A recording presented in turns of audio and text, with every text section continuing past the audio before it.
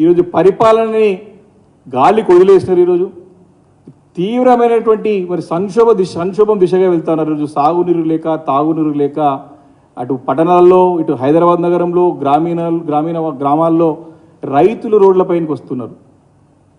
రైతులు రోడ్లపైనకి వచ్చి ధర్నాలు చేస్తూ ఉన్నారు. వ్యవసాయ శాఖ మంత్రి ఎక్కడున్నాడా అని చెప్తే 24 గంటలు మాట్లాడుతున్నారు రైతులతోనని చెప్తున్నాడు. నాకైతే ఇక్కడ కనపడతలేదు, రైతులతో మాట్లాడితే కనపడతలేడు. ఆయన ఫుల్ బిజీ తిరుగుతున్నాడు, ఇక్కడ జాయినింగ్ బిజీలు ఉన్నాడు. రైతులకి వ్యవసాయాలు అన్ని పొలాలు ఎండిపోయి ఇబ్బంది పడుతూ ఉంటే వారిని ఆదుకునే పరిస్థితి లేక, వారికి ధైర్యం చెప్పలేక, వారికి భరోసాని ఇవ్వలేక ముఖం తప్పించుకొని తిరుగుతున్న ఈ మంత్రులు, ఈ కాంగ్రెస్ పార్టీ ముఖ్యమంత్రి వీళ్ళందరని చెప్పి మనవి చేస్తున్నాను. రేపు నుండి మరి మా అధినేత కేసీఆర్ గారు మరి క్షేత్రస్థాయిలో వెళ్ళి పరిశీలిస్తా అని చెప్పేసి బయలుదేరుతూ ఉంటే మరి ఈరోజు రేపు ఏదో సమీక్ష పెట్టినట్టు తెలుస్తూ ఉంది. సాగునీరు పైన తాగునీరు పైన ఆ యొక్క పవర్ పైన అర్థమవుతా ఉన్నది. కాబట్టి దీన్ని ఇమీడియట్గా ఆన్సర్ చేయాల్సిన అవసరం ఉన్నది. అనేక వాగ్దానాలు చేశారు మీరు, వాగ్దానాలు అన్నీ కూడా అన్ని ప్రామిసెస్ చేసినారు, దాన్ని ఏం నిలబెట్టుకోలేకపోక ఈ రకమైన క్రైసిస్ ఈరోజు క్రియేట్ అవుతుంది ఈరోజు తెలంగాణ రాష్ట్రంలో. ఈ యొక్క క్రైసిస్కి సమాధానం చెప్పాల్సిన అవసరం ముఖ్యమంత్రి పైన, ప్రభుత్వం పైన ఉందని చెప్పేసి ఈ సందర్భంగా నేను మనవి చేస్తాను.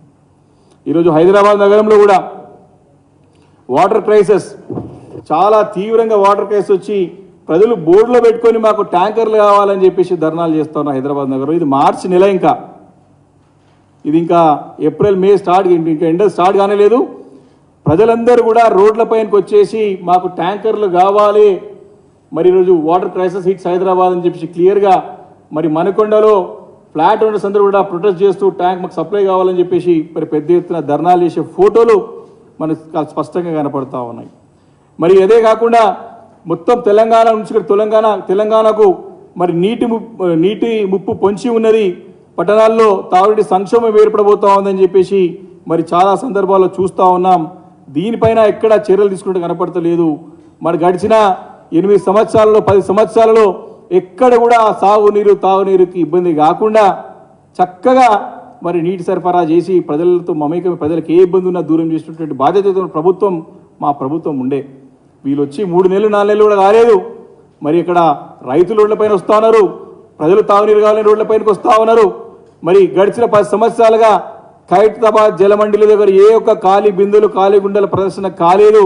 మీరు ప్రభుత్వానికి కోరుతా ఉన్న ఆ బాధ్యత, ఈ మున్సిపల్ శాఖ సంబంధించిన బాధ్యత ముఖ్యమంత్రి గారి దగ్గర ఉంది. కాబట్టి తక్షణం ఈ రాజకీయాలను పక్కన పెట్టి చేసుకోండి, రాజకీయాలు చేసుకోండి, కానీ ప్రజలకి ఇబ్బంది పడుతున్న ఇబ్బందాన్ని గమనించి దానిపైన ఇమీడియట్గా సమీక్షించి ఇటు తాగునీరుకు హైదరాబాద్ నగరంతో పాటు అన్ని పట్టణ ప్రాంతాల్లోని గ్రామీణ ప్రాంతాలతో పాటు సాగునీరు కూడా రైతులకు అందించే విధంగా చర్య తీసుకోవాల్సినటువంటి అవసరం మీ పైనుంది. మీరు గతంలో మరి బాధ్యత లేదు కాబట్టి ఏది మాట్లాడినా నడిచింది. But now you are in responsible position, you are in answerable position.